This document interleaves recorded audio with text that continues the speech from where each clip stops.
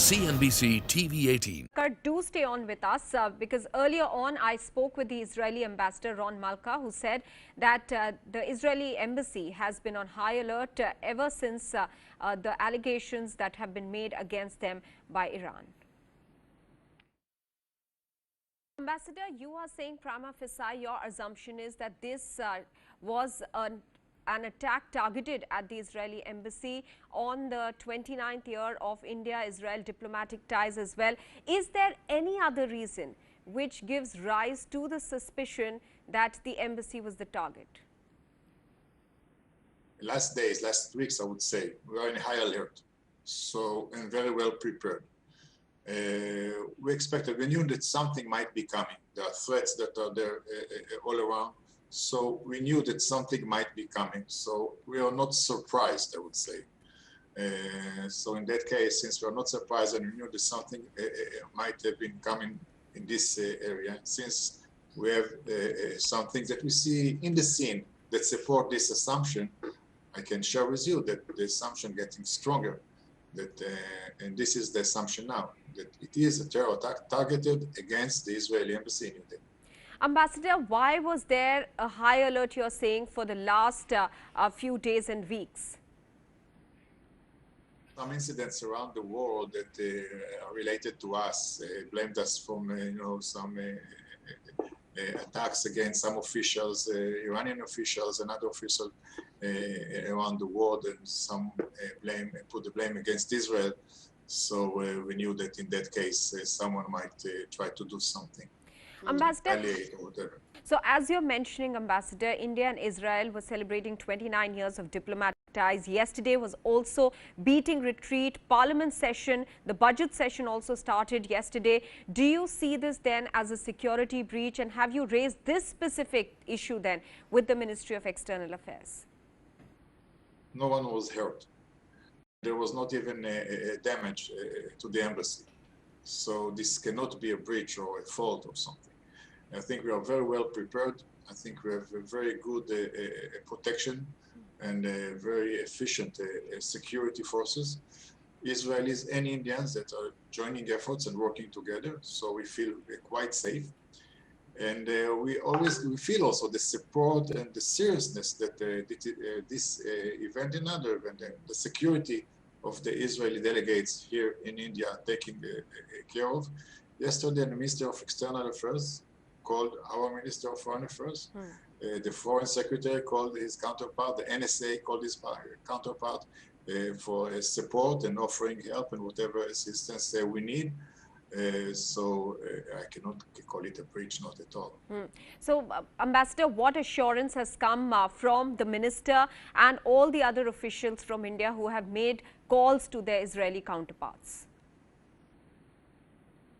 We gave the assurances, which are always there, that they were going to take all the efforts that are needed to find who did that, and to, of course, to prevent such events in the future.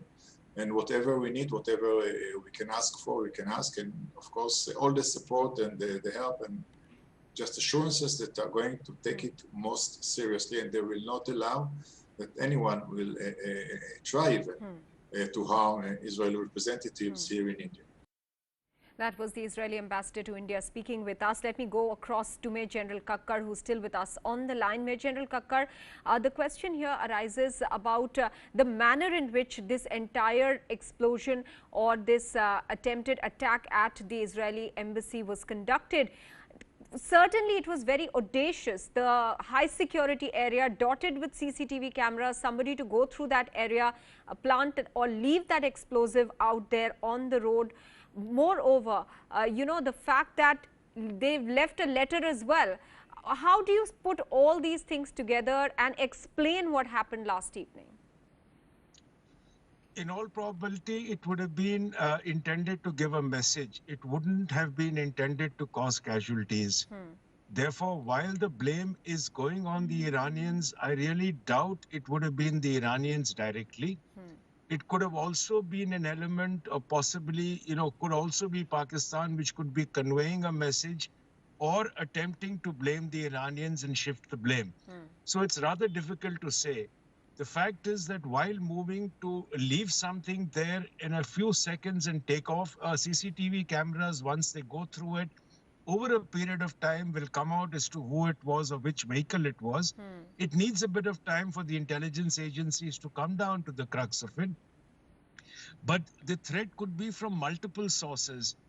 Just because the letter mentioned two names to blame the Iranians, we've had an earlier incident involving the Iranians in one of the cars of the embassy, which left 2-3 people injured. But let's wait for the investigation to complete. Let's not jump and throw the blame or claim that it was a breach. Because if we can trace the source of it, if we can trace who was behind it, I think we'd have achieved more and possibly put off an entire group which is trying to create this rift between us. So we need to be a little bit patient and let the agencies do their work. Major General Kakkar, also I want your comments on this whole idea of leaving a letter. I mean, have we seen something of this nature happening in the recent past? Terror outfits have taken onus sometimes using anonymous email IDs, but you know, give us a sense of what this letter would indicate in an envelope. That is what I'm saying. That's what I was mentioning when I said that that letter could be an act of mischief, could be an act of trying to spoil, you know, lead to multiple actions. India-Iranian relations going down, Israel-Iran is anyway down. So it'll actually could be a more of a miscreant action to cause this. So therefore, I'm not ruling out even Pakistan involved in it, or some of their guys involved in it, because we've already been getting reports of ISI agents being in the city. In some cases, they've been nabbed. In some cases, they've got away.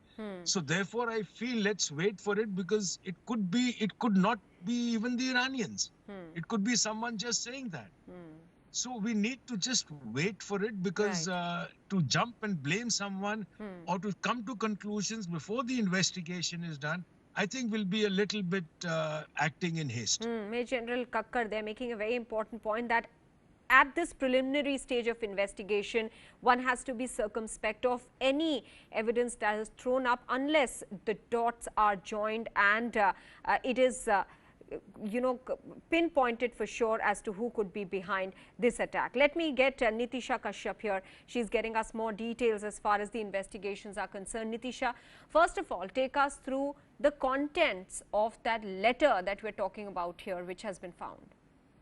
Well, yes, Maha, if we talk about the content of the letter, in the letter to the Israeli embassy ambassador, it has been written that this is just a thriller. We can end your life anytime, anywhere. Iranian martyr Soleimani, Dr. Mohsen. Now, why this is important is because it prima facie is showing a link, an Iranian link. Now, it's too early for investigative agency to declare that there is certainly an Iranian link, because it could be someone's mischief and someone as a mischievous act they have written this letter. Unless and until the agencies are absolutely sure, we cannot say anything. But yes, the letter has been found, and after which the agencies are quite on high alert. In fact, what my sources are telling me is that they have also informed the FRRO. Now, what FRRO is? It is basically a foreign regional registration office. Why they have informed FRRO? Because as part of the SOP, they have sought details of all the Iranians from the FRRO. It keeps a track of the foreigners in the country, those who have come and those who have gone. So the Delhi police have now sought a detail of all the Iranians who came to Delhi through flights, or those Iranians who are settled overseas and visited India in the recent time. That has been asked, but Delhi police is also scanning the CCTV footage. They have got certain clues. They are saying that they are trying to work on those clues, and it will be too early. But yes, several teams of the Delhi police, including the special cell who have now registered the FIR, are working on it. And they are, in fact, in the morning again, they went to the scene of crime to scan the area to find more clues from the area. All right, Nitisha Kashyap getting us those details there. Many thanks, Nitisha. Many thanks to Major General Kakkar as well for joining us on the show. We're taking a very quick break now. We'll be back with a lot more. Stay with us.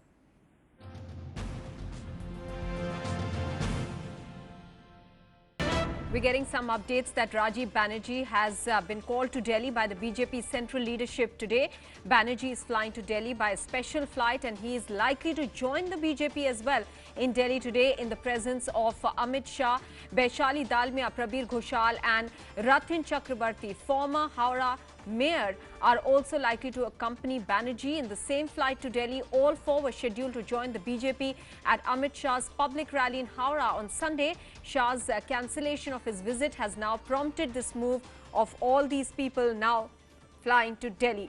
Shokto Mukhopadhyay is now joining us with more details. Shokto, so it is clear now that Rajiv Banerjee is also joining the BJP.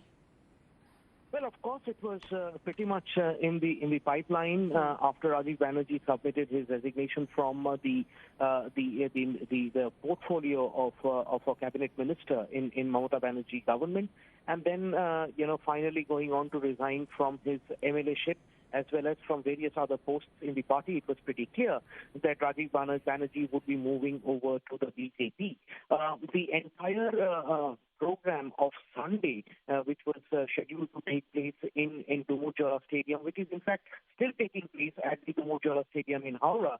But this time, in the absence of Amit Shah, Home Minister Amit Shah, who has cancelled his visit to Bengal at a late evening development yesterday, has now prompted the Delhi leadership of the BJP party to call all these leaders, including Rajiv Banerjee, to Delhi and complete the formality of getting them joined in the party in the capital today itself. And all these four leaders, the information that we are getting from the ground is that all four leaders after joining the BJP will be flying back to Kolkata tomorrow and would be present at that Dumur Jawla Stadium public meeting, which would now be attended in all likelihood by a central leader of Delhi, who would be replacing Mr. Amit Shah, who has cancelled his visit to the state of Bengal.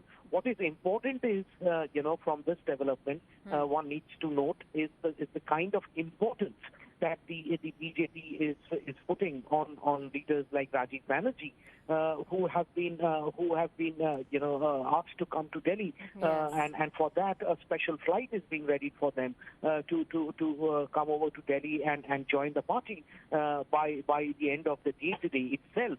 And of course, after Shubhendra Adhikari, it was Rajiv Banerjee who was believed to be the second most important catch as far as the BJP is concerned from the Trinamool Congress stable, and that is where the importance of all these leaders currently lie. And once that happens, it will also be a statement in terms of the BJP making in the run up to the 2021 state elections, and that's the reason why all these hectic and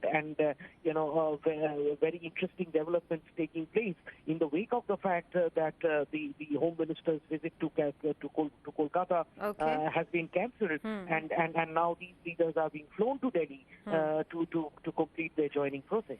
Yes, absolutely. Shokto Mukhopadhyay getting us that information that not just Rajiv Banerjee, but along with him, three others from the Trinamool Congress who just rather quit the Trinamool Congress are going to be joining the BJP today itself. They are flying to Delhi in a special flight, and after which they will participate in the rally in Howrah again tomorrow, that is Sunday. Shokto Mukhopadhyay, many thanks for getting us those details. Let's move on now and take a look at what is happening in the run-up to the Parliament session. Once again, that will start on Monday. Prime Minister Narendra Modi will chair an all-party meeting today ahead of the Union Budget on the 1st of February. MPs from both houses of Parliament and leaders across all parties have been invited to attend the meeting, which is scheduled to begin in a short while from now.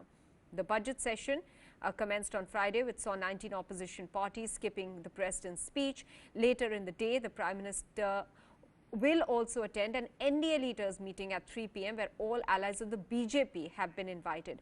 Pallavi Ghosh is now joining us with more details. Pallavi, opposition leaders are going to be attending the all-party meeting. Unlike, the boycott of the President's address yesterday, are they going to push for a discussion specifically on farm laws, and how will they take this matter through?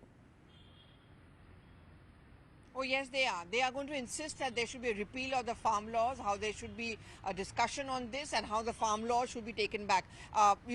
It's interesting that they are even going to be attending this meeting because after the presidential boycott, one would have expected that even today's meeting would have been boycotted. But I think the opposition parties realized that this was a perfect opportunity to actually tell the Prime Minister himself that, the repeal of the farm laws is the only alternative. There's just no other way out.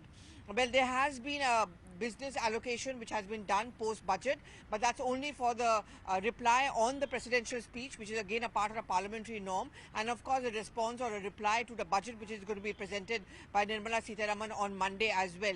As of now, no allocation of time for any discussion on the farm laws, because as far as the government is concerned, it's a done deal. It's now no longer a bill, it has become a law now. You cannot easily go and repeal it. There's a long, lengthy procedure to it. But apart from that, the government has repeatedly made the point we're ready to discuss, debate any issue, any matter of national security, law and order in the country, as well as what the farmers' protests are all about. Pallavi, also on the other hand, the Prime Minister will also be chairing a meeting of the NDA allies. Will he be sending across a message that they all need to be prepared to counter the opposition, considering that they are pretty much ready for a complete washout of the session if the government doesn't agree to their demand of discussing the farm laws? Oh yes, absolutely. I mean, it's going to be one united house. That's the message which goes in. It's normally routine for the Prime Minister to address the NDA allies.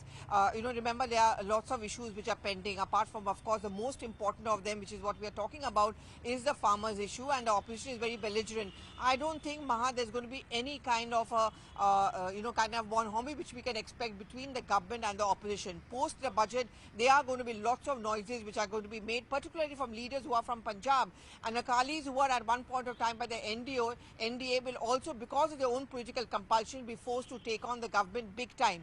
This is a time where, if you don't see an opposition unity on one hand, you at least will get to see the NDA unity. There has to be a perfect flow management, coordinated counters to everything that is going to be raised by the opposition. All right, Pallavi, many thanks for joining us with all those details.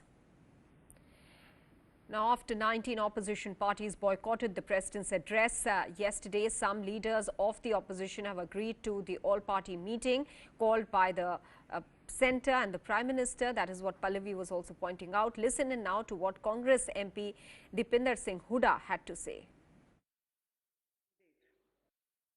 Today all-party meeting, we are looking forward to it, that most important, the discussion should take place on the farmer issue, and the government, and there is no time left for discussion now, the government should accept farmers' demands and should go ahead with repealment of these acts. प्रधानमंत्री जी बैठक कर रहे हैं budget से पहले, लेकिन वो अपने